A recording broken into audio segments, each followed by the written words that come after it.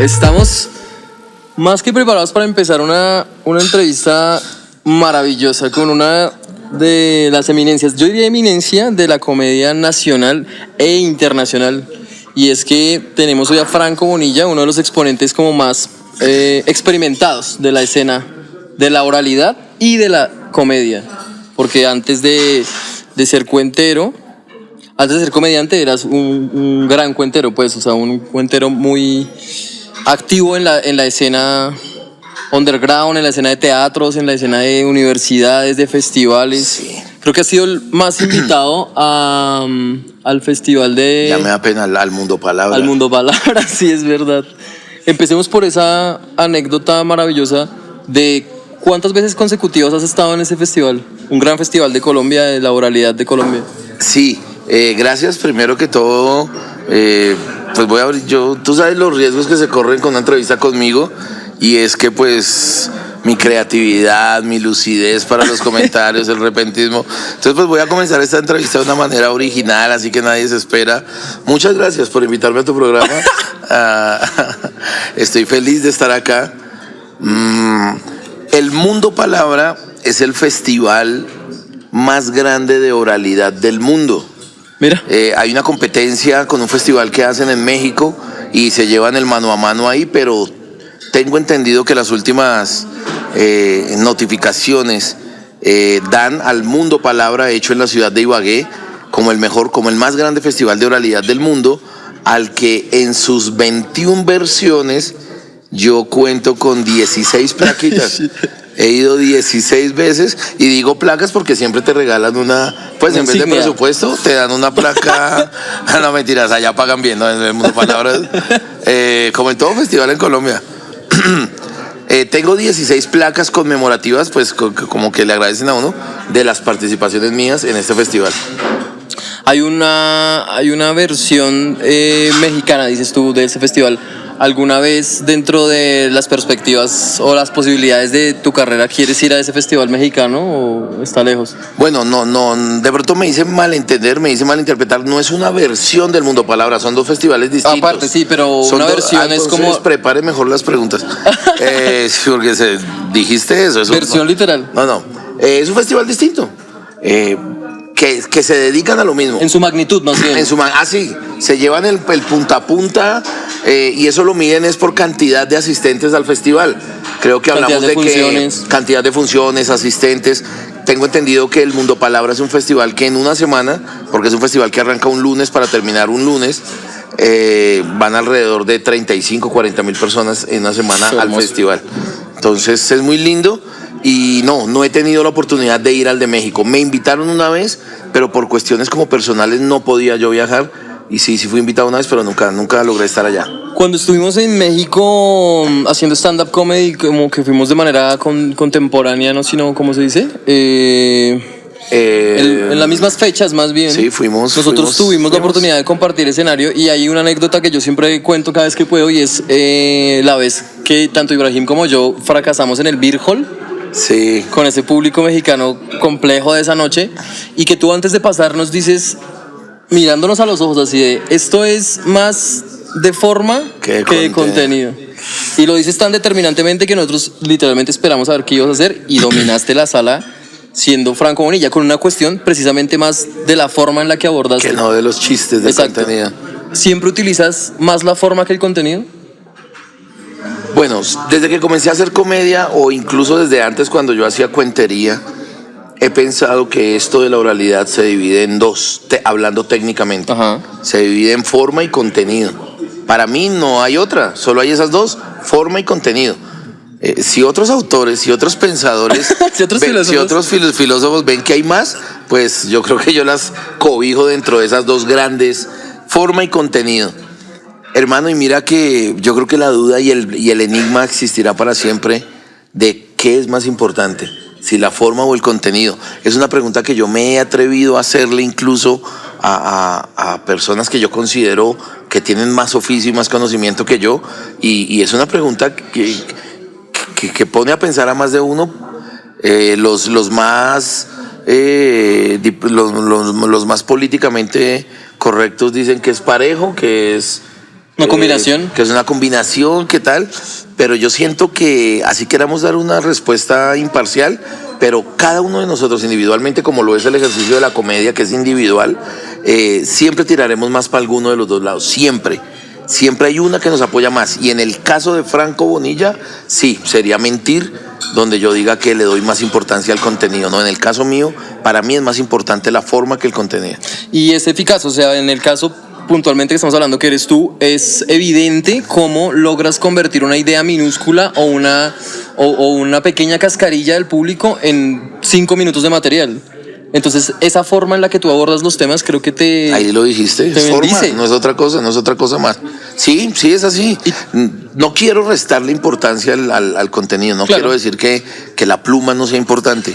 Y estoy con uno de los que a mi concepto, y me refiero a ti, estoy con uno de los que a mi concepto es de las grandes plumas y de los que mejor escribe stand-up, de los que yo conozco en Colombia, que es muy poco lo que conozco. A ti, Alberto Velasco. Referentes grandes, sí. Malangas. Malagón y Luis Roballo. Uy, ¿te acuerdas de Luis Roballo, por Dios? De Luis Roballo. Entonces, no es que le reste importancia al contenido, pero amo la forma. Siento que encuentro más mar en la forma. Creo que hay mucho más de qué indagar en la forma, más experimentar, que cuando construyes un chiste.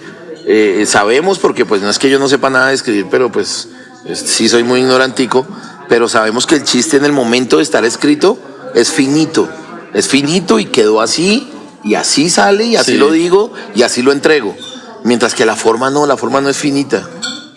Yo hablaba contigo en un carro la semana pasada, creo, cuando tuvimos show en Faca. Y es que te decía que muchas de las grandes proezas que has logrado tú en el escenario con la palabra a nivel cómico tienen todo que ver con tus años de experiencia de vida, ¿no? Entonces hablamos de que vendiste chance, hablamos de que trabajaste en Lourdes en la calle, que fuiste cuentero. Todas esas maneras en las que te tocó a ti afrontar las cosas hacen que seas como un improvisador nato.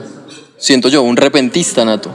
Entonces, a nivel de repentismo, ¿crees que eso se pueda entrenar o simplemente naces con el repentismo, naces con la capacidad de improvisar o la puedes pulir? ¿Cómo te ha ido con eso? Qué preguntaza, es una preguntaza porque también mucha tela que cortar de ahí por las distintas teorías que hay, ¿no? De gente que ha escrito, y porque de pronto, así como no escribo con frecuencia ni soy muy dado a escribir, a mí la vuelta a la lectura sí se me da y me gusta, sobre todo cuando soy consciente de que carezco de un conocimiento. Entonces, pues, ¿qué más que los libros, o en este caso el internet, que es más rápido, ir a buscar eso?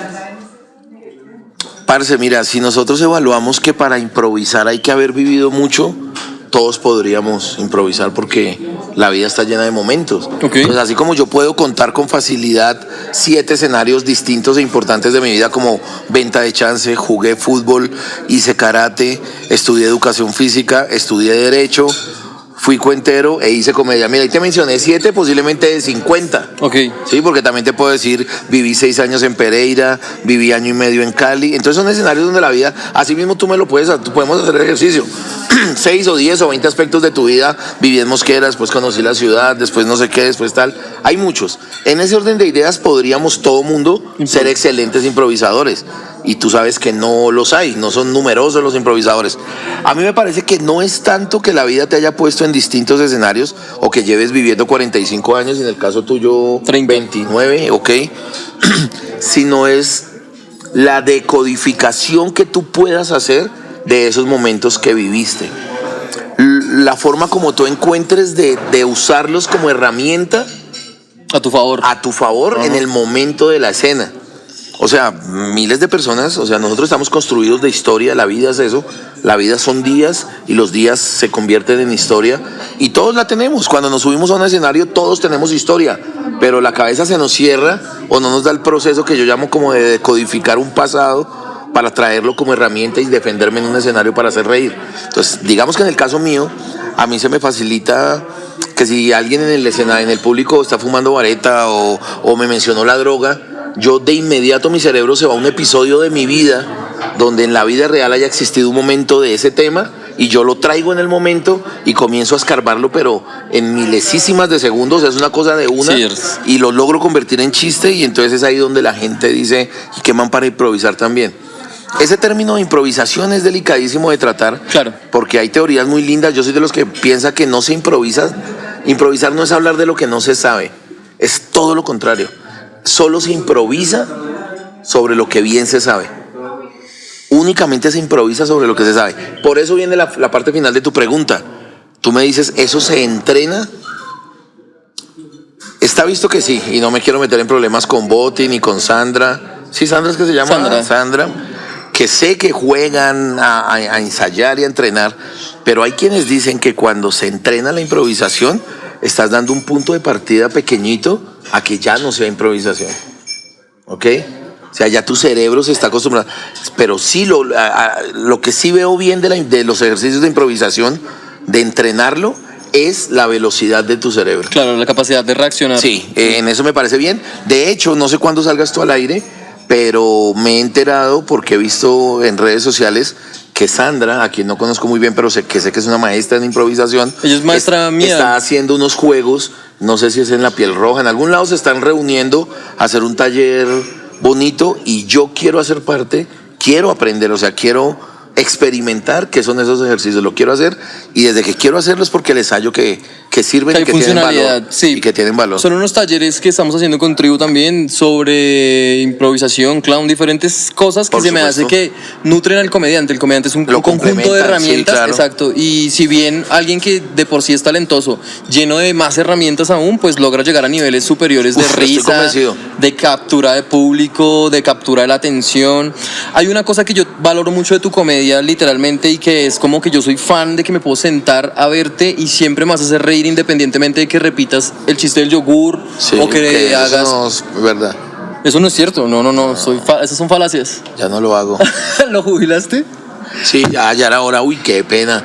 Yo le he pegado a ese micrófono varias veces y se siente mal. Sí, no, lo del yogur ya no más, ya estuvo bueno. ¿Y qué?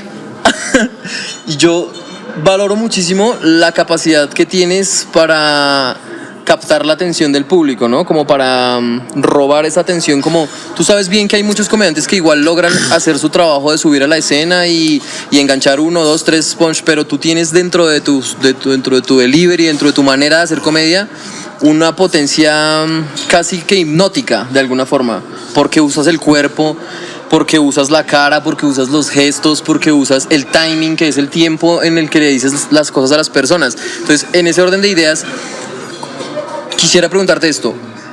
Dentro de la carrera de Franco Bonilla de más de 20 años de oralidad, ¿hubo noches en las que nunca lograste nada? O sea, ¿hubo noches en las que de verdad dijiste, hoy perdí como orador y comediante? Sí, sí.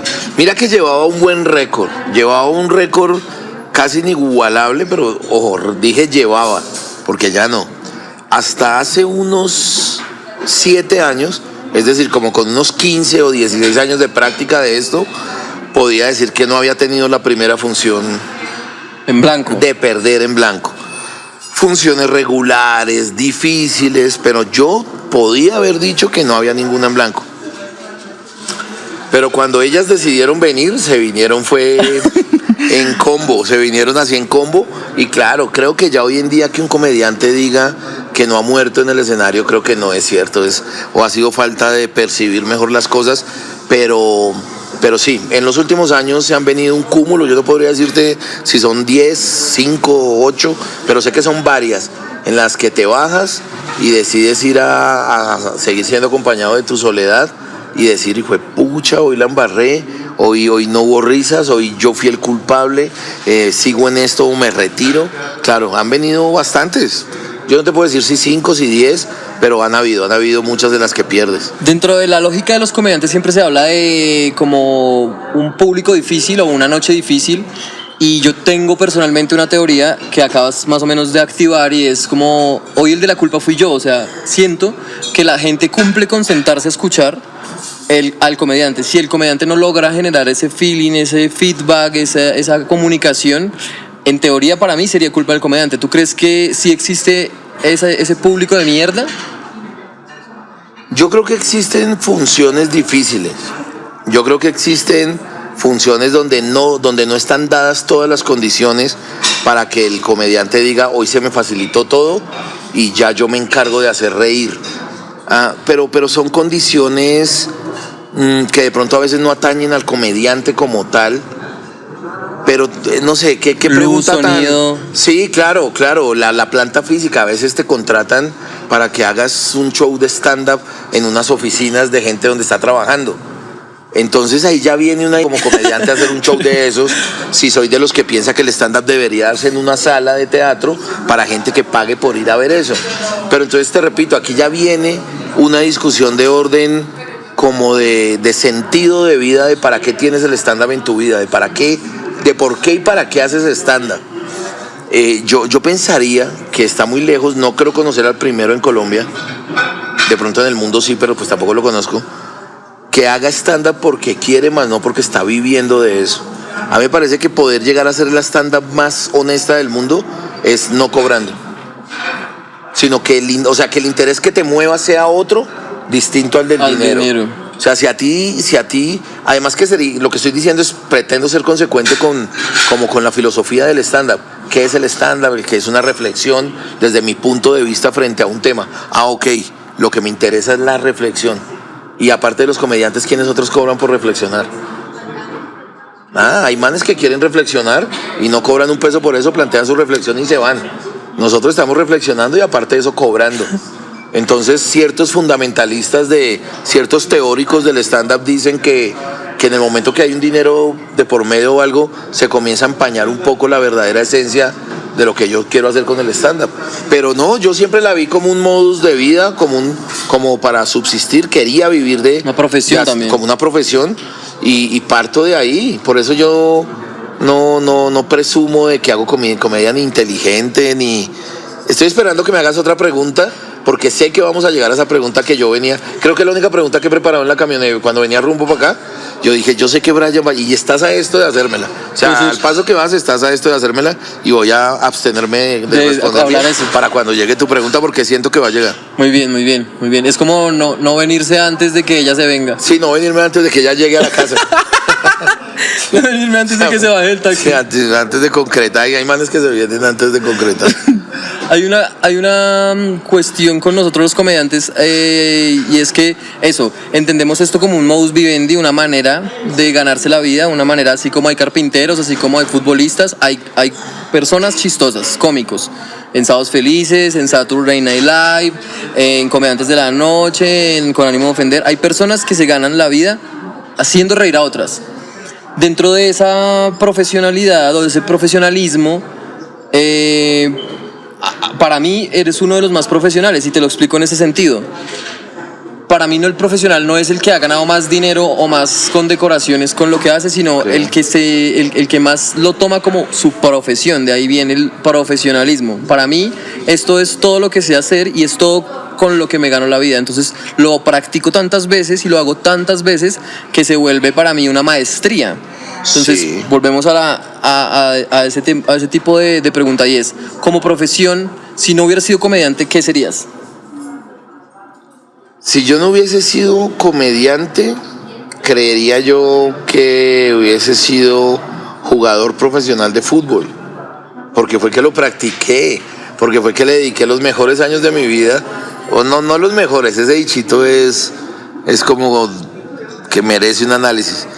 Los años jóvenes de mi vida, los años desde los 14 hasta los 23, yo se los dediqué al fútbol y al fútbol de alto rendimiento, y mi papá me llevó a una escuela de uno de los 2 equipos mejores del fútbol colombiano, que acabó de perder la final ayer o antier contra el Tolima, y jugué en ese equipo y devengaba plata de jugar ahí, y fui a participar de unos hexagonales del Olaya, que para nadie es un secreto que el hexagonal del Olaya es la ventanilla así directa a jugar fútbol profesional.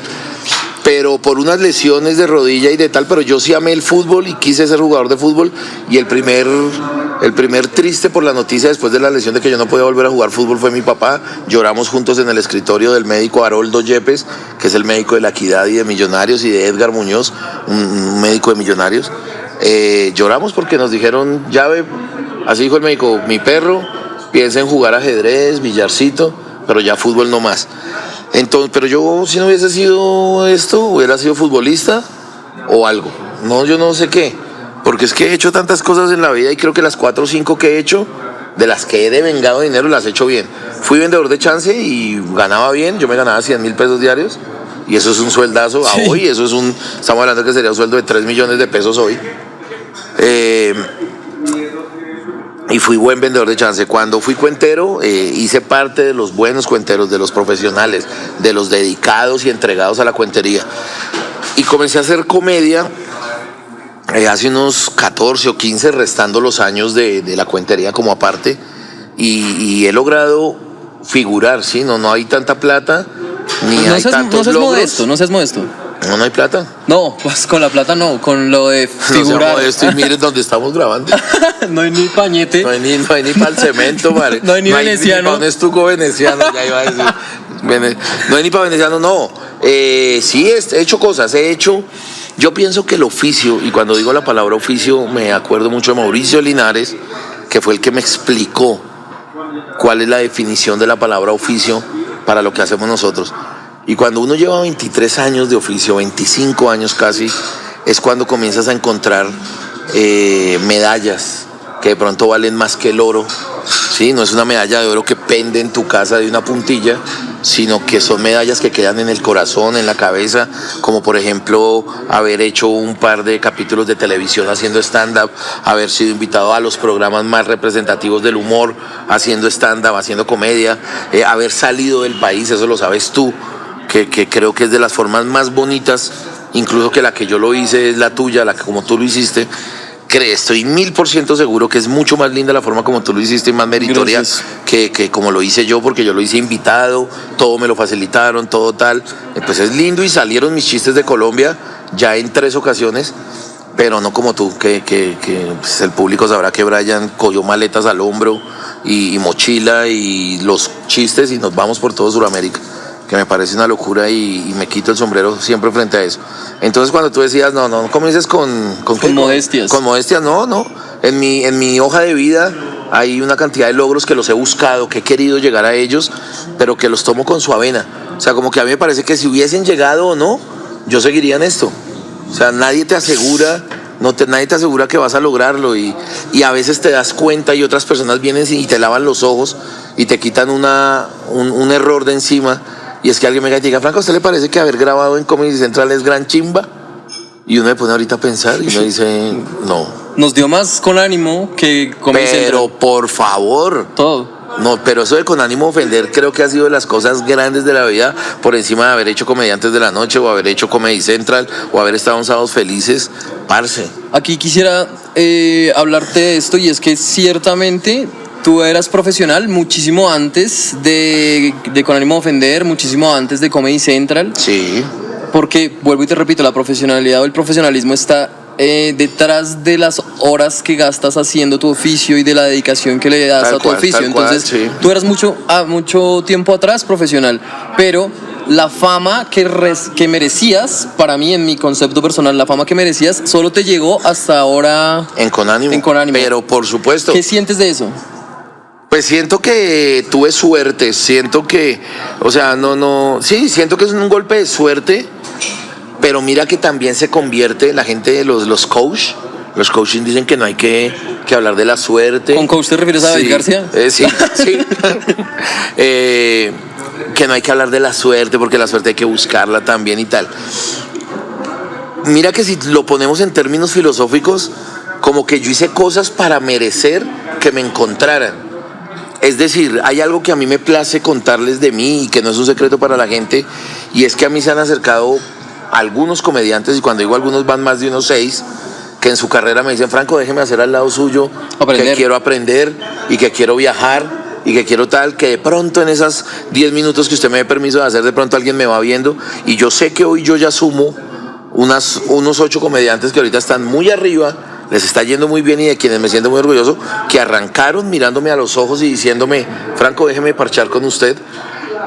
Y si te das cuenta, Con ánimo de ofender es un parche de amigos, de manes talentosísimos. Hablo de Camilo y de Camilo Sánchez y de Gabriel, que concibieron la idea, le pusieron cámaras, lo pusieron a andar y encontraron unos cómplices también talentosos a quienes ellos acudieron de decirles, venga, esto no lo podemos hacer solo Gabriel y yo, esto es de 5, que y parece que son ustedes, porque parchamos por distintas maneras, y resulta que Con Ánimo de Ofender fue el boom de boom, y sigue siéndolo. Está en auge. Está en un auge increíble, y gracias a Dios a mí me tienen en cuenta para eso. Gabriel y Camilo de alguna manera un día me proponen y me dicen, Franco, píllese que hay un juego, estamos haciendo un juego, porque es que estos maricas lo veían como un puto juego, de venga, pongámosle cámara a nuestras charlas después de un show. Y después es que van viendo cómo se consolida un monstruo que, en el buen sentido de la palabra, se les salió de las manos de lo grande que llegó a ser, y que les cumplió cosas que ellos querían. A mí, entonces yo estoy ahí. Meses antes de que comience Con Ánimo de Ofender, Camilo Sánchez estuvo un par de veces en mi casa hablando de comedia. O sea, llevaba cuadernito, llevaba todo. La primera cita nos vimos en el Farmatodo de la 53 con Boyacá. Él llegó con cuadernito y con su temblor del cuello. Y él llega a decirme, escribamos chistes. O sea, quiero que me comparta cosas. Y yo ya me había dado cuenta el talentoso que era Camilo. Claro. Y entonces yo llego y digo, pues si para usted es un honor, para mí es el doble porque usted es muy bueno. Yo lo había visto en Smoking Molly. Sí, yo lo había visto en Smoking y yo digo, este chino la tienes más clara que un putas. Y aparte súper especial, toda su condición, es carismático, tiene súper especial, todo. Súper y ya con Camilo compartimos un par de charlas donde aprendimos los dos. No se trataba de que yo le enseñara, sino de, yo era simplemente la diferencia entre él y yo, son 20 años y de estar de edad primero y de estar haciendo esto. Entonces él vio en mí un man con más experiencia, con un man que conocía el recorrido, y él por dentro ya tenía todo de comediante y la pasión y el juicio, y eso fueron cuestión de 2 charlas. Nunca más volvió a mi casa, como que no entendió. Sí, no, como que entendió por dónde era, claro. Y tómelo. Igualmente lo hizo Gabriel, igualmente hace 10 años hubo un proceso muy parecido con Paulo Hernández, hubo un proceso muy parecido con Checho. Con Checho un día dijimos, venga, yo los pego a los parches míos para que vayamos a Duitama. Y en Duitama comenzó a pararse las primeras veces Checho y Paulo, y después se comenzaron a parar ellos solos, mostraron que tienen el talento que tal, y tómelo. Y muchas de las personas que actualmente y recientemente pertenecemos a la escena de la comedia, ciertamente te debemos cosas a ti. Yo he aprendido cosas de ti, de pronto no diciendo como, Franquito, enséñame, sino viendo tu trabajo, compartir, sí. Viendo cómo lo haces, viendo cómo envuelves a la gente tal. En ese interés por escuchar, que es tan difícil escuchar en un país tan violento. Claro. Entonces después yo me pongo a pensar algo, e inevitablemente me vienen los recuerdos de noches de Simona, de noches de bar, que estos bares para mí, por ejemplo, fueron un training, un gimnasio así durísimo. O sea, el hecho de que tú me dieras pista en Rembrandt, que me dieras pista en Simona, que me dieras, independientemente de que en el medio hubiese un pago o no hubiese un pago, las horas de práctica que nosotros pudimos desarrollar ahí hacen, pues la práctica es el maestro. Sí. Entonces, sí. En ese orden de ideas te pregunto algo, y es, si tú quisieras viajar hacia algún lugar especial a hacer comedia, ¿te gustaría ir a algún país de Latinoamérica en específico? O sea, no sé, ¿volverías a México? ¿Irías a Chile? Yo tengo una deuda. Yo quedé endeudado con México. Más bien con México no, quedé endeudado con el que me prestó para los pasajes. No, quedé endeudado conmigo mismo, porque allí fui a pagar ¿cómo se dice cuando llega a la universidad? Primiparadas. Allí era mi segunda vez, bueno, mi primera en México y mi segunda fuera del país, y allí cometí errores que después el tiempo, hablo de los días que yo me quedaba en México, no me dieron la oportunidad de desquitarme. Entonces sí quisiera volver a México porque voy con más armas, porque voy con más herramientas, voy advertido de lo que ya aprendí de la primera ida, y podría mostrar un trabajo más bacano que lo que mostré en las 2, 4, como en las 6 paradas que tuve allá en México, como en los 6 momentos que me pude parar. Entonces México es un lugar para repetir siempre en comedia, cualquier escenario, sea underground, o sea en una sala, en un teatro del putas. Y en cuanto a Latinoamérica, sí tengo ganas de otro país, y es Argentina. Es Argentina, es un país, a mí me hablan de una calle muy conocida que hay en Argentina donde hay como 100 teatros, que es así, a cada rato hay sí. salitas. Eso se llama Paseo La Plaza, y eso queda en la avenida Corrientes. La calle Corrientes, Corrientes. Sí. Entonces quisiera Argentina, pero hermano, si no fui un afanado, si he sido paciente cuando fui adolescente y esto, ahorita con 44 años creo que la paciencia es un don más mío, y creo que la comedia y los méritos te ponen en los lugares. A mí me ha llegado así, a mí me vinieron a decir, hey, es que queremos que grabe para tal programa, es que queremos que grabe para este tal, es que quiero que vengas a tal festival, es que te quieren en los Estados Unidos un manager para que haga 3 shows. Entonces creo que cuando tienes visibilidad, y gracias a Dios gozamos de visibilidad mediática, hablo meramente del internet, sí. Y hay otra visibilidad trabajada durante 25 años que también pesa. Claro, a nivel de gremio también tienes una visibilidad importante. Entonces creo que esos momentos te ponen ahí, esos momentos no, que esos méritos te llevan a ponerte en esos momentos y en esos lugares a donde quieres llegar. O sea, qué chimba llegar al Coffee Cellar. ¿Sí se llama así, creo, en Nueva York? Al Comedy Cellar. Comedy Cellar, es la maricada. Comedy Cellars.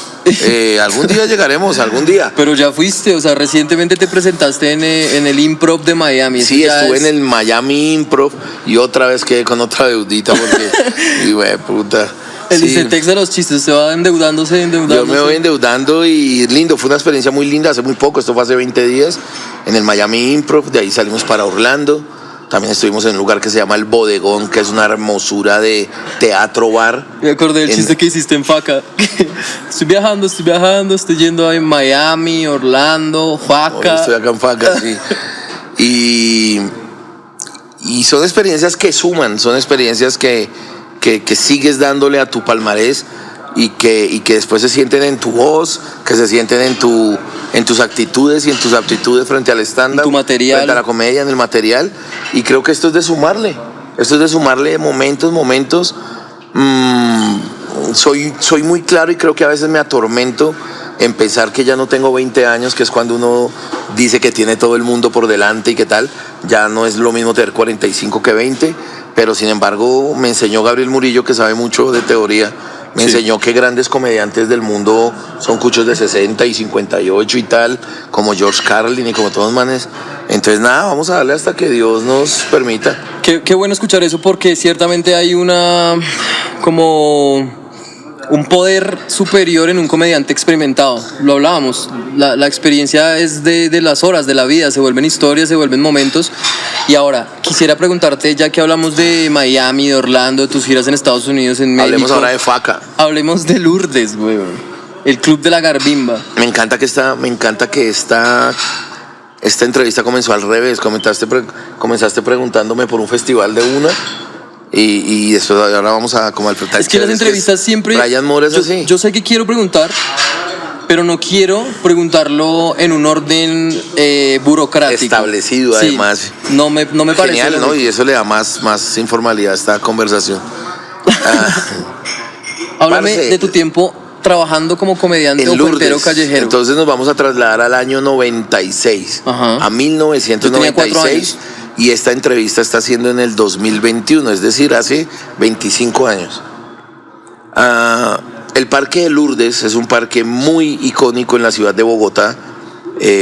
Tiene una iglesia, parece una plaza de pueblo en el corazón de una ciudad, de una urbe como Bogotá, de la zona de Chapinero, de la localidad de Chapinero.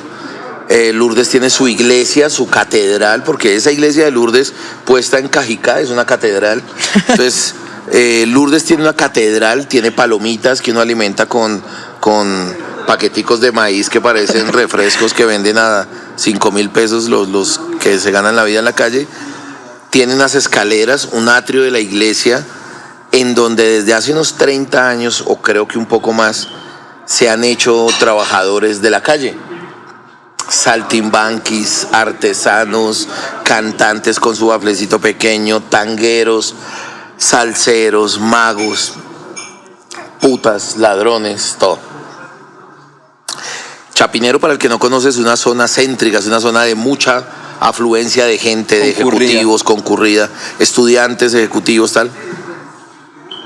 Entonces geográficamente se convertía en un sitio estratégico para que a uno le fuera bien con la mochila, pasando la mochila, por ser una plaza tan llena de gente y por lógica mucho más los jueves, viernes y sábado de cualquier semana.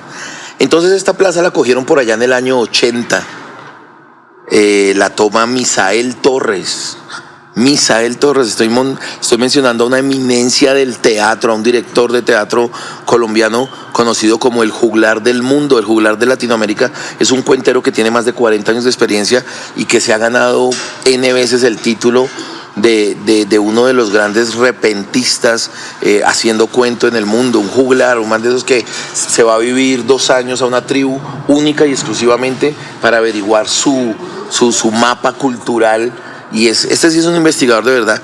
Misael Torres hace 30 años llega al Parque de Lourdes y dice: hey, yo me voy a hacer aquí una escenita de un teatro callejero, una escena de una obra de Bertolt Brecht o una obra de tal, y comenzó y pasó la mochila y le fue bien, y después le dijo a otro director de teatro, y le dijo a Juan Carlos Moyano: hermano, Lourdes es un parque que tal, invitemos a 3 estudiantes de teatro del TPB, del Teatro Popular, del extinto Teatro Popular de Bogotá, invitémoslos a que vayan a Lourdes y ensayen allá y pueden pasar la mochila. Y se fue gestando todo un hilo y toda una corriente de artistas callejeros trabajando en Lourdes, al punto que a finales de los 80, comenzando la década del 90, llegan los cuenteros. No, ya había llegado pues Misael Torres, pero después llega Roberto Niel, un argentino más colombiano que muchos de nosotros los colombianos, un argentino que estuvo en Colombia casi 30 años, pero hace unos 5 o 7 se regresó a su patria, queriendo regresar, pero por cosas que se le dieron allá imprevistas decidió quedarse. Pero mucha gente conoce a Roberto Niel.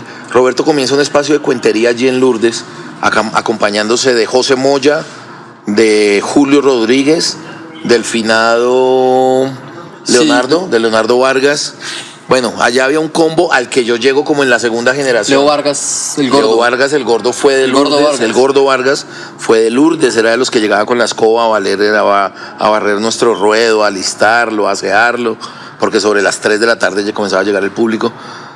Y fue un espacio histórico, un espacio que duró 30 años de cuentería todos los días. Todos los días, eso era como bañarse. Pues los que nos bañamos todos los días. Los que nos bañamos todos los días. No, yo no estoy de ese y Bogotá se acostumbró a que Lourdes era el lugar de ir a ver cuenteros todos los días, ¿no? De lunes a sábado. Se perdonaba el domingo, eso porque la plata de los domingos era para el cura. Esa se la respetábamos.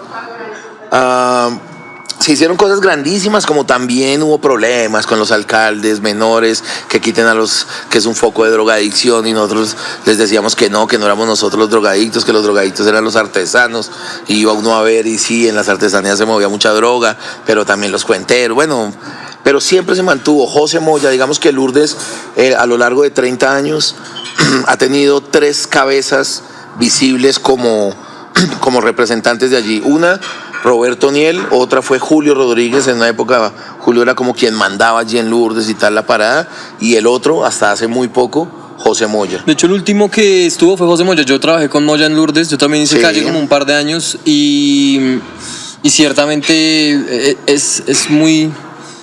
O sea, se concentra mucho el conocimiento de las artes escénicas callejeras en esta zona, pero también en otras zonas, Maloca, El Tunal, tal. Sí, ahorita en Bogotá puede hablar uno de 10 lugares distintos de la calle, serios, y que hacen un trabajo serio, donde no es un libertinaje culo ahí de venga yo levanto unas monedas para lo que sea, sino serios, y entre esos Maloca. O sea, si uno habla de espacios callejeros de oralidad en el mundo, hay que hablar de Maloca, hay que hablar obligatoriamente de Maloca, que no es tan antiguo como Lourdes, pero a hoy ya le está ganando es por continuidad. Digamos, Lourdes comenzó a fallar en su continuidad en estos 7, 8 años, mientras que Maloca se ha mantenido fortísimo todo el tiempo, incluso con la salida de 2 de ellos que eran bastiones ahí. Hablo de Quevedo y de Tato, que se alejan. Nada, el Diablo y el otro es Bart, se han encargado de que eso permanezca, y hoy en día es el lugar preferido de la gente en Bogotá para ir a ver cuentería, y en este caso también comedia. Hoy en día mucha comedia en la calle. ¿Tú crees que el tiempo en la calle te fue más funcional para tu carrera que el tiempo en la escena de teatros y de bares? Yo creo que funcionales los dos escenarios. Cada uno te enseña cosas distintas.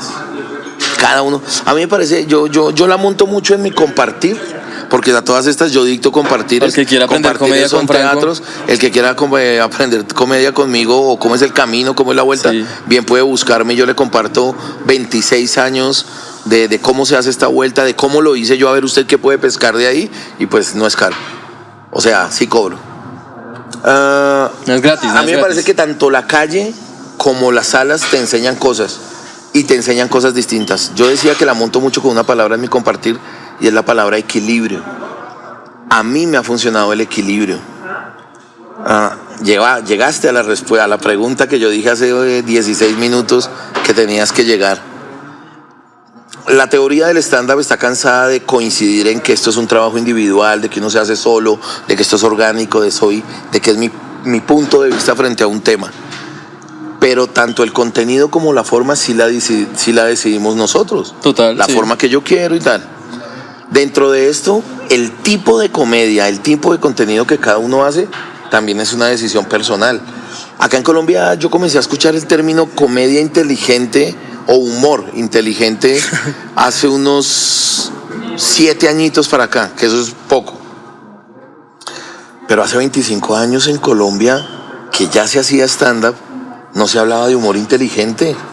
El humor era para mí el humor es inteligente. O sea, una persona que logra concluir cosas en la mente de otros es muy inteligente. Una persona que logra hacer que otro ría con algo que dijo de su boca y que ojalá pensó y maquinó e inventó, ya eso supone inteligencia tal. Sí. Pero se pusieron de moda unos cuantos pirobos fundamentalistas equivocados diciendo yo hago humor inteligente, ¿no? Y entonces involucrando cuando Jaime Garzón de su boca salió es que yo hago humor inteligente. Sí, él lo hacía pero no lo decía. O sea, él hacía un humor distinto a otros y creo que ha sido el único en Colombia que le ha funcionado. O sea, que podríamos definir que el humor inteligente es hablar de las coyunturas sociales.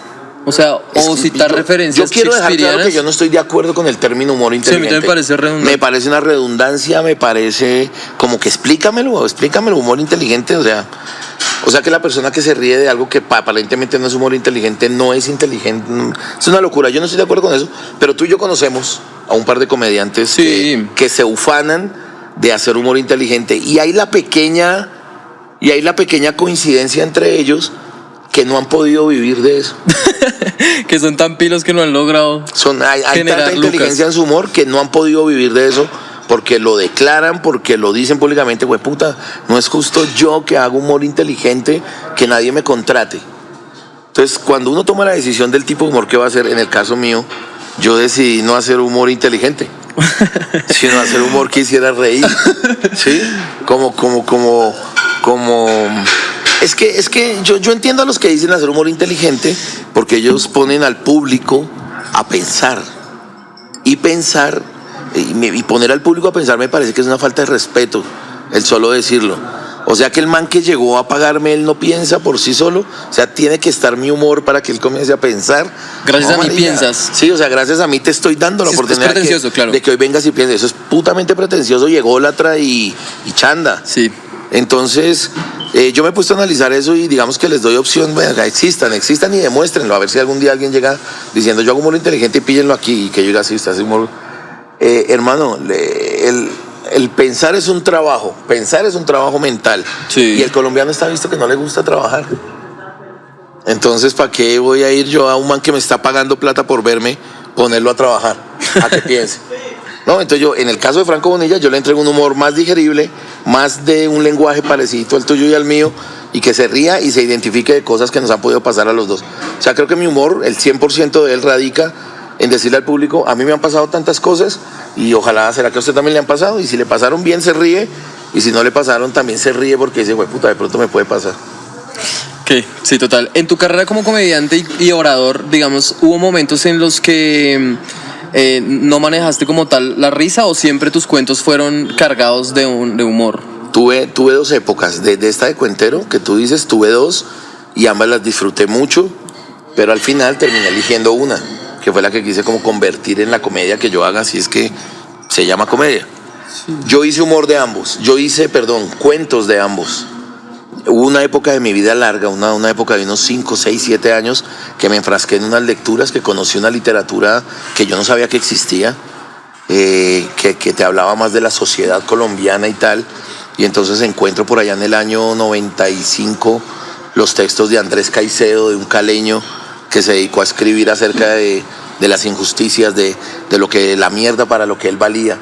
El mundo y vivir y la sociedad caleña tan llena de injusticias, de un mundo que no le daba cabida a los que amaban el arte. Y bueno, la gente conoce la historia de Caicedo, sí, que se mata a los 25 años, pero aún hoy, después de 30 o 40 años de su muerte, weón, de la muerte de Andrés Caicedo, aún se siguen encontrando escritos de este man. Textos, libretos para cine, libretos para televisión, libretos, obras de cine, obras de arte, obras de teatro escritas por este man. Y los grandes analistas de la literatura contemporánea, bueno, ya se murió Gabriel García Márquez, pero el mismo Gabriel García Márquez algún día dijo que Andrés Caicedo se pudo haber muerto sin saber que había sido el escritor de todos los tiempos de la literatura hispanoamericana. Entonces, marica, una locura. Yo hice de ambos cuentos, yo conté historias que me sacaban como rabias de adentro, ¿no? Entonces encontré que los cuentos me daban la oportunidad de protestar frente a las injusticias sociales y comencé a armar cuentos de eso. Entonces, en vez de hacer reír, en mis funciones no habían aplausos ni nada porque la gente se iba diciendo, marica, el man tiene razón, vida hijo de puta. O sea, lo lograba mi cometido. Pero también me gustaron los cuentos para hacer reír. Y los que más hacían reír eran los cuentos como bibliográficos. Biográficos. Sí. Biográficos. Cuando yo plasmaba una historia mía, eso era un cague de risa. Ahí es donde Roberto Niel me da un acercamiento con todo y sus falencias de conocimiento sobre el stand-up. En Roberto él me decía, Franco, es que el stand-up tiene que ver mucho con la vida diaria, con lo que me pasa a mí, mi percepción. Y cuando yo lo escucho a usted contar cuentos, usted lo que más hace reír es cuando habla de usted.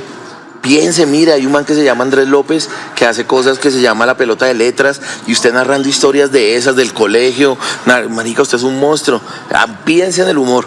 Y yo me dejé ir como llevando, participé en eso de La Hora de la Garbimba, que fue un programa que él se inventa, un rótulo, un título de un espacio de cuentería inicialmente en un bar que se llamaba Rayuela, y él los lunes llenaba el bar, que se llenaba con 30 personas,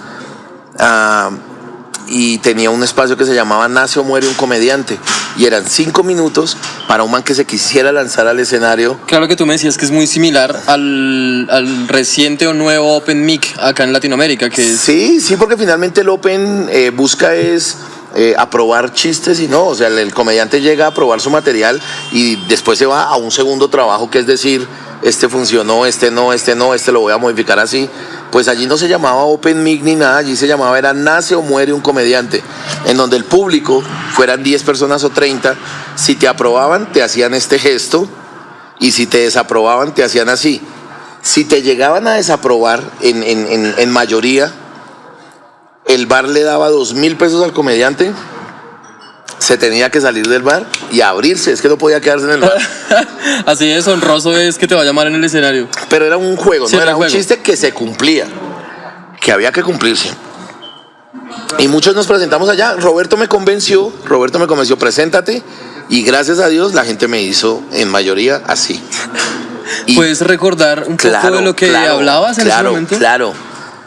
Yo cometí un error para mí y fue renunciar a mi espontaneidad. Y como era Roberto Niel y era un bar y me iban a pagar, si hacía reír, hice un libreto. O sea, lo que hacen ustedes que les funciona, escribí los chistes. Yo dije, voy a hablar de cómo me amarró los zapatos y lo puse así, llamémoslo eso como una escaleta. Puse ahí como un setlist. Como un setlist de los chistes. Eran unos 6 chistes.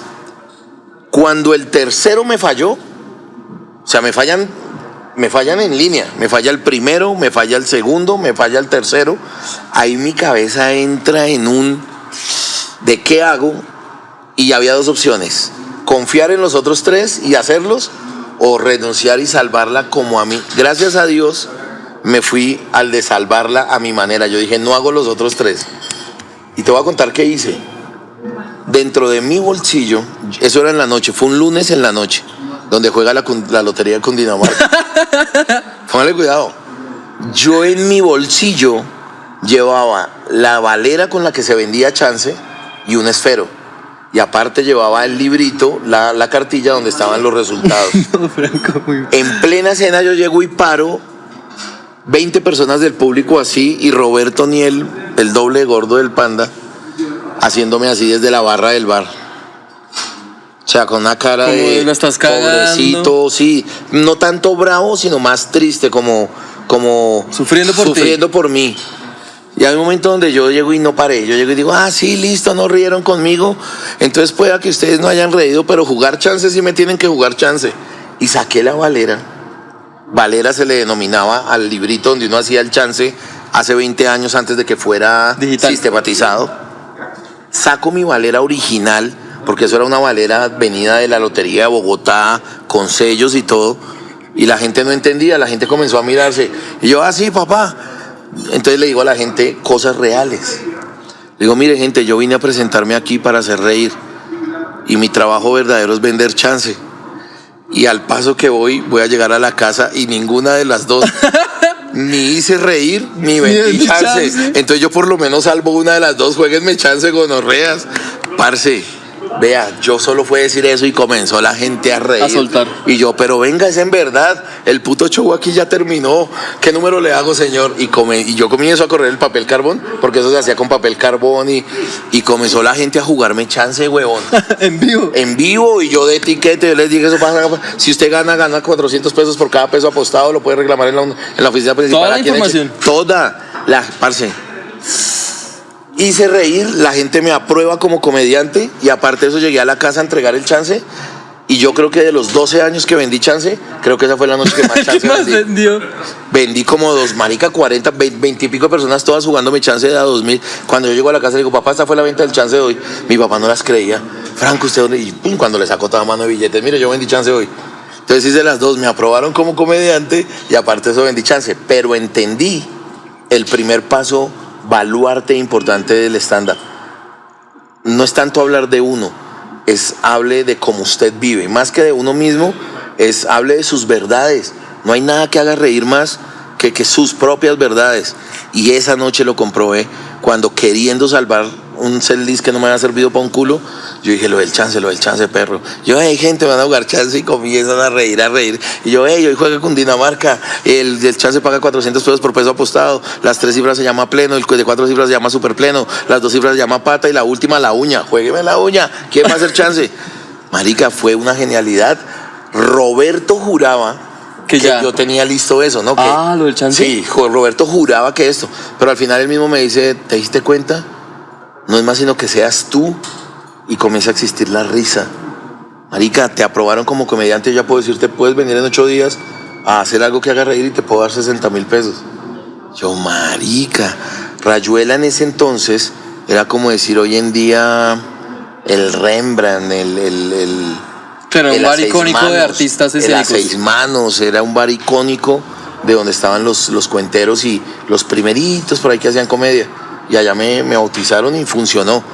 Pero esa fue la primera vez como yo salí adelante, era muriendo. Sí. Y lo salvé al final con esa venta de chance. Hay una cosa que uno puede admirarle a Franco Bonilla en la escena, y es loco que hable en tercera persona estando acá, pero hay una cosa que uno se admira cuando te ve en escena, y es la tranquilidad con la que logras manejar la búsqueda de la risa. Hay muchos comediantes que salen a inducir la risa, a provocar la risa. Me cuento como uno de esos al principio de mis tiempos de comediante, en mis primeros días. Yo recuerdo varias tuyas. Yo era ese comediante que salía a embutirle a la gente. Yo recuerdo de Brian una en el Restrepo, en un salón de un segundo piso o tercero, en donde creo que Brian ni siquiera era invitado, sino Brian llegó a ver el show de Gabriel, mío y de alguien, y no sé si de Ibra. O sea, Brian llega porque es amigo, porque es del parche, porque es comediante, y era de los que decía, venga, me deja hacer 10 minuticos. Para hacer un salón para 100 personas, sin pandemia, estoy hablando de que esto fue hace unos 4 años. Por ahí. Un salón para 100 personas, y a las 9 de la noche que ya teníamos que comenzar, y habían como 12. Y Brian llega y dice, venga, ¿me dejan a mí abrir? Claro, huevones no éramos. Le dijimos, hágale, o sea, como entregándole el agua sucia de usted como es inexperto. Conejillo de Indias. Usted como es inexperto y antes viene a pedir, pues camine y se come esa mierda. Pues se quiso comer la mierda, él había dicho que hacía 10 minutos, hizo como 50. Pero era el guerrero. Yo por primera vez me siento en la primer silla. Primero a emputarme porque no habían más de 15 personas y no hubo plata hoy y tal. Y segundo a ver cómo un marica no se bajaba del escenario hasta que no hiciera reír. O sea, admirable.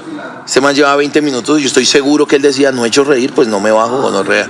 Y era a las malas y a las malas. Creo que nos tocó a nosotros decirle perro, o a un policía, me parece que creo que ya había estado la policía que había que cerrar a las 3 de la mañana. Venga.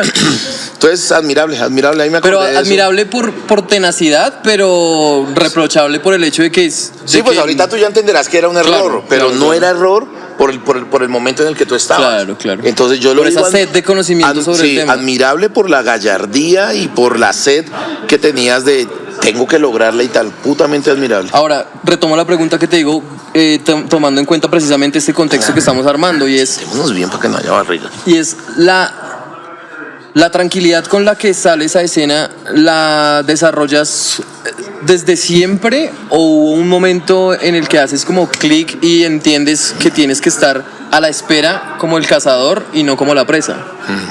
No fue desde un principio, eso se da uno cuenta con los años. Eso se da cuenta, es que esta pasión, esta adicción que generan los escenarios haciendo stand-up es netamente individual, los tiempos son distintos.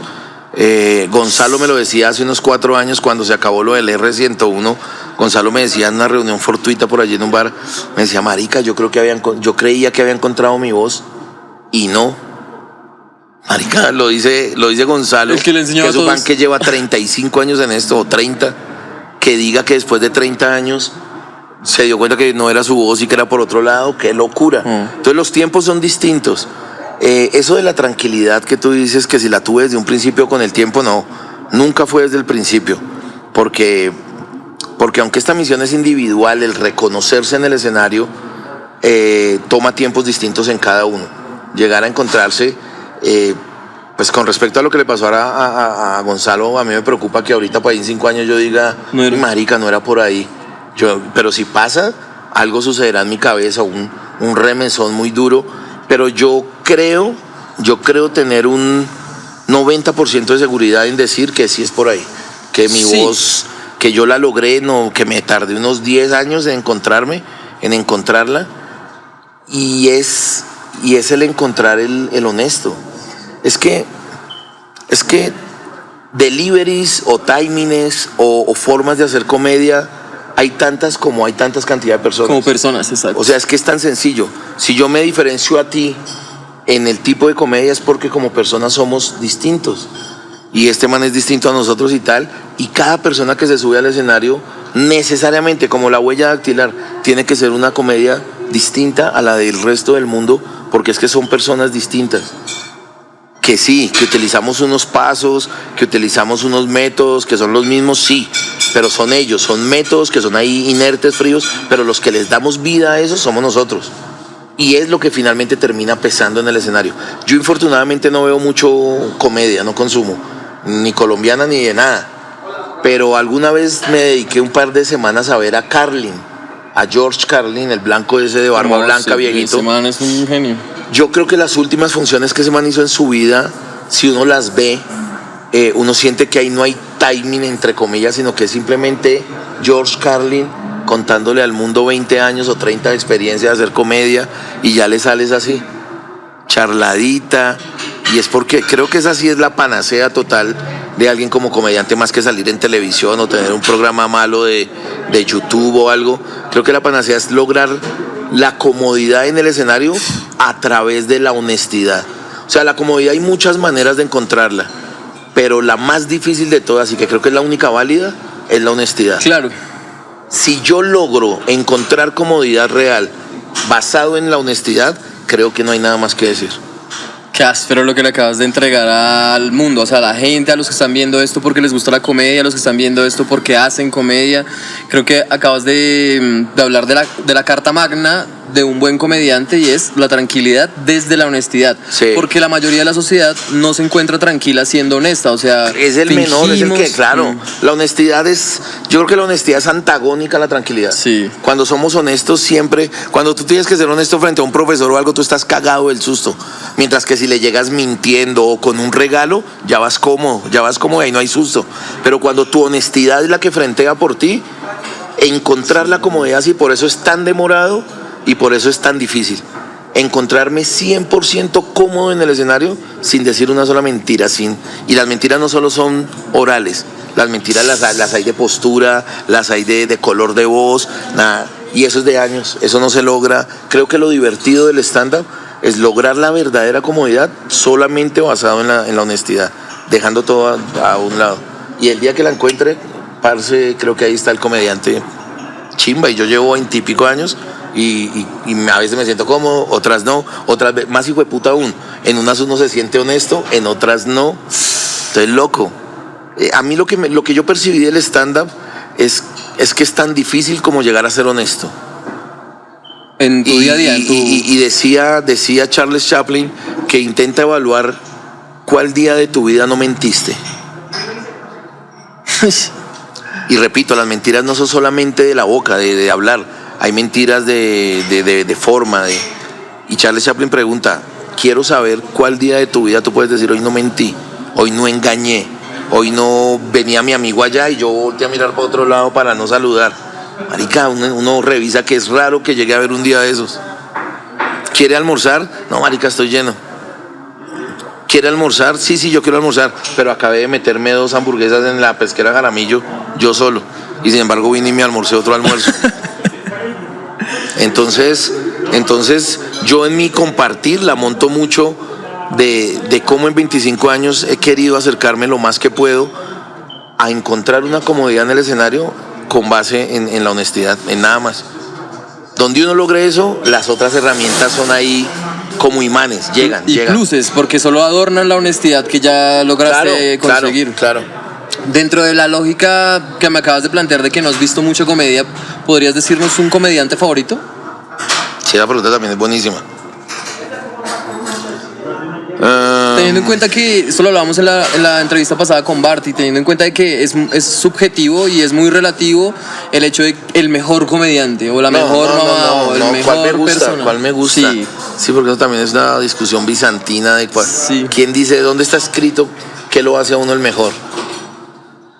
Bueno, te voy a contar el que más me gusta internacional y el que más me gusta nacional para zarar, hijo de puta, aquí. De una, duro. El que más me gusta internacional, Jim Carrey. ¿Sí se pronuncia así? Jim Carrey, de la máscara. Sí. Ese man haciendo stand-up, ¿no? Y nacional, voy a cambiar a mi número 1 y pido disculpas. Se va a calentar pido disculpas con Juan Peláez, que ya se fue para el segundo lugar. Tengo 2 que a mí me encantan, que a mí me hacen reír y no han sido ni muy trascendentales ni nada. Se los voy a decir. Ni humor inteligente. Sí, no, mucho menos humor inteligente. Frank Martínez y Germán Castellanos. Ese par de manes, noto yo que hay esa honestidad. Yo busco eso.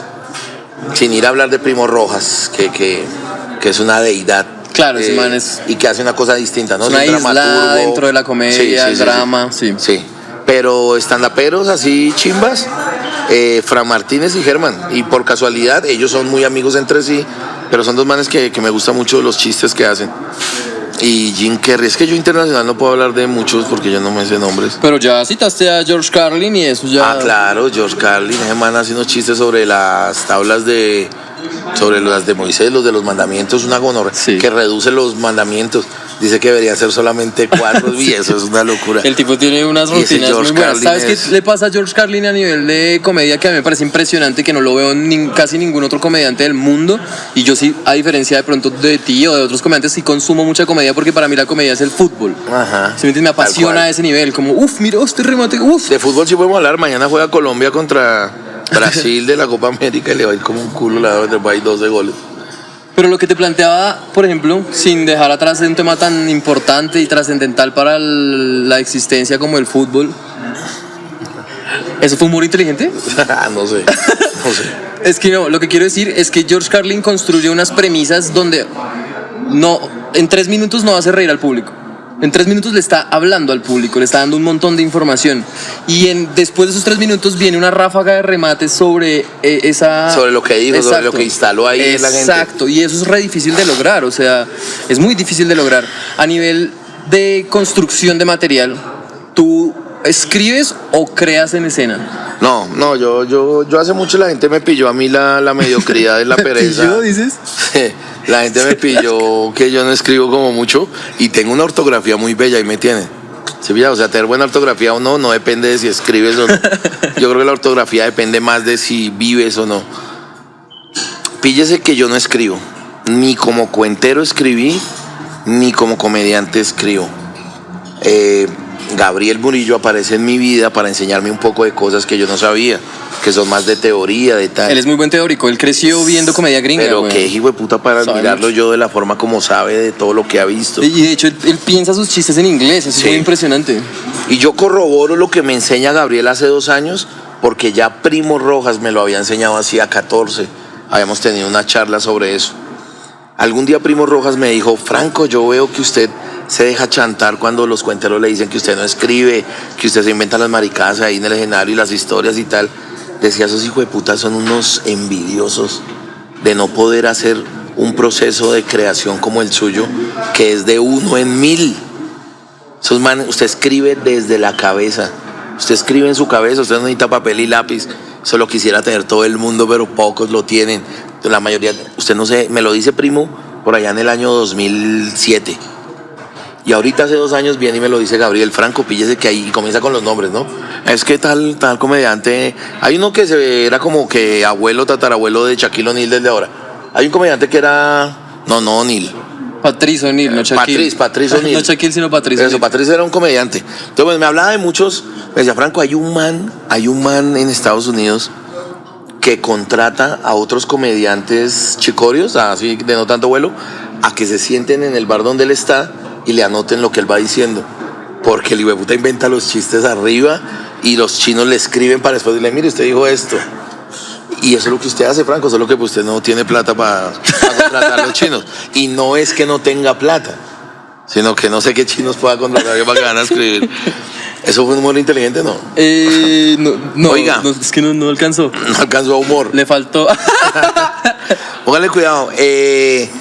Yo, frente a la estructura y eso, yo hace muy poquito en Boom Bogotá, el Boom de aquí de Bogotá. Comedy Live, el bar de Bogotá en la Me 85. atreví a hacer algo que yo quería hacer hace mucho y que Gabriel me había dicho, hay un man que lo hace en Estados Unidos y mi respeto es para ese hijo de puta. Y Brian, yo terminando esta entrevista, porque supongo que estaremos como Estamos a cortas, en voy a víspera. contar algo muy lindo. Mire, yo hace poquito, hace como un año, Quique me dijo, el man que administraba Boom me dice, Franco, quiero que usted haga los jueves de febrero en Boom, todos los jueves, son 4 jueves. Y es que me gusta usted, Franco, porque usted los 4 puede hacer distinto cada jueves. Deme rápido el nombre para ese show. Y yo, marica, yo sé, por esa época yo estaba súper ocupado ese día y me puso 3 mensajes del día, ¿ya tiene el nombre? Yo nada, me dijo, ay, Franco, yo sé que usted no le pone interés a esta mierda, venga, yo le pongo el nombre, póngale a eso francamente. Y a mí me sonaba como tan incompleto tal, que yo lo complementé y puse francamente Franco. Ya era más sonoro, más completo, había una frase, aunque simple, pero completa. Y como combinando tu nombre y la franqueza o la honestidad. Sí. Ajá, sí. Francamente Franco, entonces esa persona me dice, Quique llega y me dice, uy, el nombre está chimba, dejémoslo. ¿De qué se trata francamente Franco? Y me dio una tarea que en mi cabeza era un ejercicio que se me hacía agua el hipotálamo. Oh, qué buena frase. Se me hacía, no, pero esa tiene una preexistencia, ¿Sí? Yo solo la modifiqué. ¿Un poquillo? No me puedo achacar eso es humor inteligente. No sé. No, fue que alguna vez Jaime Garzón en una entrevista estaba entrevistando a la actual en ese tiempo directora de antinarcóticos. Y la nena le estaba diciendo que habían incautado unas fincas en Chinauta, Justo Pastor Perafán, a tal, y el man llega y dice, uy, estamos hablando de droga y de esas incautaciones, a mí se me hace agua el tabique. Entonces yo ahorita pues llego y digo, se me hace agua el hipotálamo. No, pero supera porque es que el hipotálamo Claro, es interno, tiene otras no externo. funciones. Sí, fue genial, fue mía. La puedo registrar como mía. La verdad es que Garzón se me copió. La puedo patentar como mía. Le dije, ¿sabe qué, Quique? Yo quiero hacer varios shows que yo los veo como una de las formas de improvisar más honesta y más lámpara de difícil. Y es que el show salga a partir de preguntas que me haga el público. Marica, gente que no conozco y que no sé qué van a preguntar. Me dijo, uy, gonorrea, pilas. Le dije, yo quiero. Me dijo, pues yo le digo que para mí usted es el mejor improvisador, hágalo. Y me voy para el primer Francamente Franco. Llego esa noche allá, teto, eso estaba teto Sí, a siempre se reventar. llena. No, ¿cuál 400? 120, por lo del aforo y eso. Teto, estaba muy lleno. Paso al escenario y le digo a la gente, ¿qué hubo, gente? Si ustedes quieren show y sentir que los 30,000 pesos que pagaron valieron la pena, este show solo se hace con base en lo que ustedes pregunten. Y no me creían. Y yo De manera que ahí entre ustedes va a estar rotando un micrófono. El que quiera preguntarme algo me pregunta y yo ni en 10 segundos ni nada. Termina su pregunta y yo arranco. La respuesta que yo le dé a su pregunta es la comedia que yo vengo a hacerles hoy. ¿Y tú les hiciste ese anunciado? Así se los dije. Sí, me tocaba prepararlo, me tocaba decirles de qué se trataba el juego.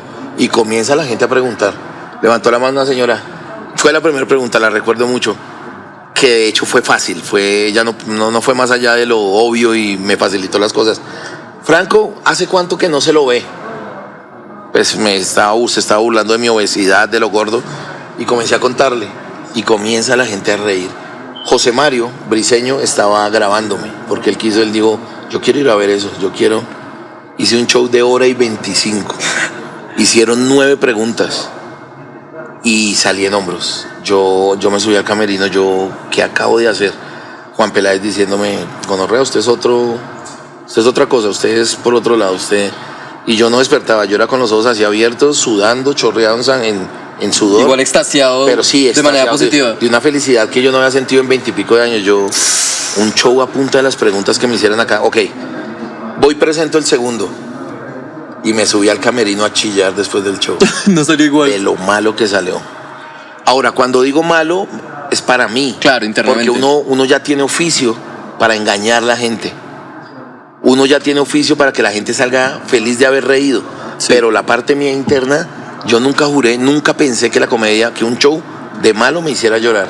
Porque yo me declaro insensible, a mí pocas cosas me hacen llorar, pero yo me subí y si no estoy mal le pedí el favor, no sé si fue a Pierna Loca o a uno de los raperos, el Doctor 720, una mierda de... Doctor 420. Alguien de los nuevos estaba, yo le dije, me permiten 2 segundos, quiero estar solo. Y gracias a Dios fueron unos bonitos. Y yo me pegaba contra esa mesita de comedor que hay, yo, hijo de puta. O sea, ganas de devolver la plata, ganas de decir perdón. Pero no, finalmente la gente se va contenta, pero uno no. A hoy puedo decir que esa función tiene 7 shows. Y la cuenta va 6-1. 6 funciones lindas realmente a los ojos no míos, sino de amigos que fueron a verme. Algún día Gabriel Murillo dijo, yo tengo que ver esa gonorrea. Y fue. Algún día Pacho, Chispa Vital, dijo, quiero ir a ver eso. Y estando en el show me dijo, Franco, quiero preguntar. Y paró y hizo así. Y le dije, hágale, lo veo preguntando. ¿Y saben qué pasó? Me hizo una pregunta muy gonorrea. Que a mi cabeza llegaron fue recuerdos tristes. O sea, Pacho Vital me hizo una pregunta que a los 20 segundos de que me la hizo, él estaba parado en el escenario conmigo, abrazándome y nos abrazamos. Y la gente aplaudiendo. Una pregunta que yo intenté respondérsela, hubo 2 risas y yo llegué hasta ahí. O sea, si las demás respuestas duraron 9 minutos, 10, la de él duró 1 minuto, la respuesta. Y yo me trabé todo. Y él me dijo, no era mi intención, pero me hizo una pregunta gonorrea, que él sabía que a mí me iba a poner entre la espada y la pared. Yo cumplo con responderla con comedia, pero al final paro y digo, ya no voy a decir más. Y Pacho pasa y me dice, ¿nos podemos abrazar? Y le digo, hágale. Déjeme darle un abrazo. ¿Fuimos a ver la pregunta? Sí, el man llega y me dice, Franco, usted ha desaparecido de la comedia por estos meses a raíz de la burla que le hemos hecho en Tabú, en el programa que él hacía con el mago. Bueno, no se llama Tabú, ellos los hacían otro, una cosa de chismes. Ellos hacían un programa... ¿Lo de los rookies? Sí, en los rookies ellos, a mí me cuenta el público. Yo nunca he escuchado, ni con ánimo de ofender, no he visto nunca el primer capítulo. De manera que los programas de Boom tampoco he visto nunca ninguno. Menos el de ellos. Pero el público se encarga de enterarlo a uno. Entonces a mí me escribieron durante 6 meses, Franco, Colombia vive riéndose de usted porque usted es estéril.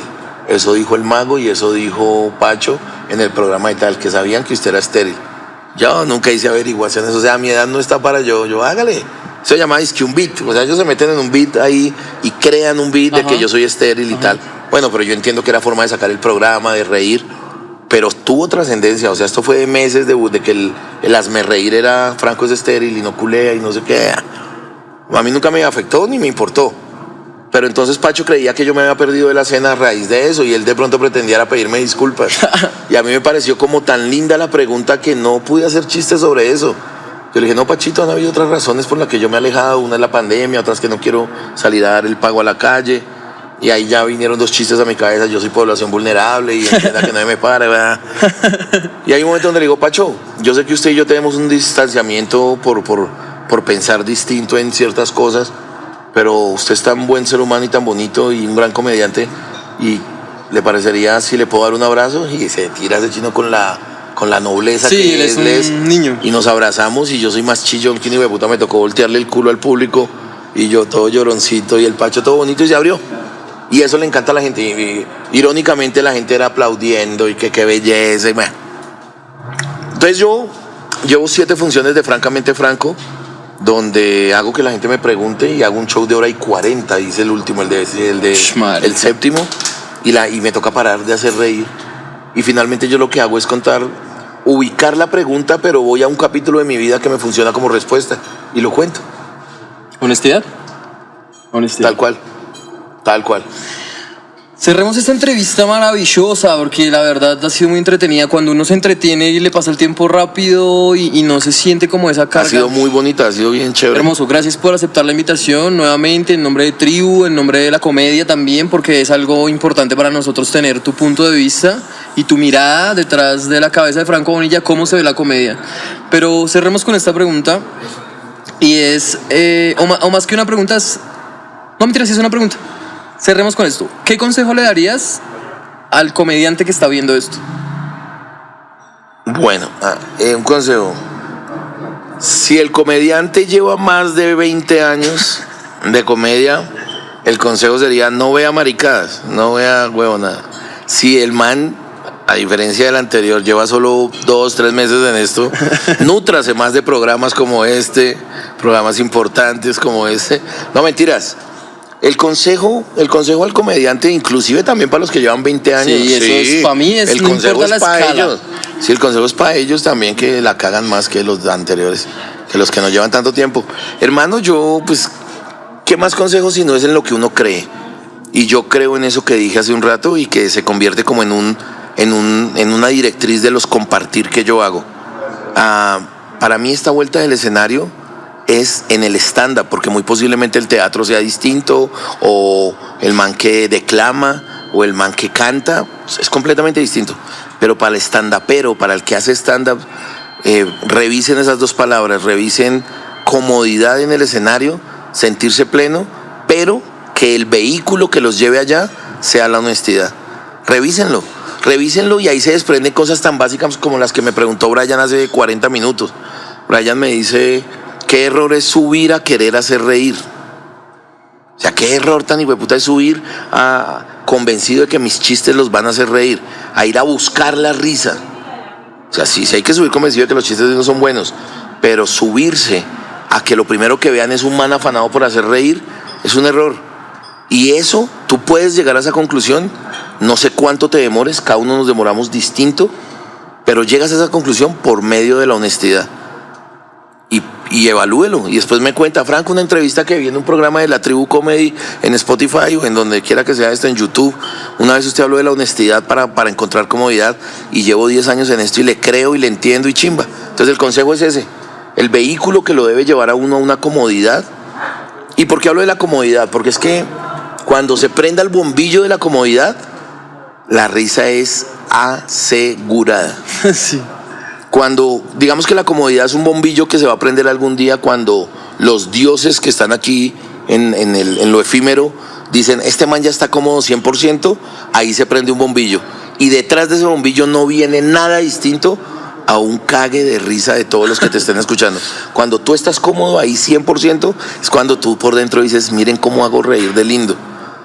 Pero que yo propongo es que el vehículo para llegar allá no sea otro distinto a la honestidad. Ese es, Brian, a la Tribu, a estos manes que no es solo Brian, esto es un combo de manes. Sí, no, yo no podría solo. Esto es un combo de manes que cada vez me sorprenden más de cómo trabajan de bonito, a pesar de su apariencia, cómo trabajan de serios, de bonitos, hacen productos tan bacanos como este.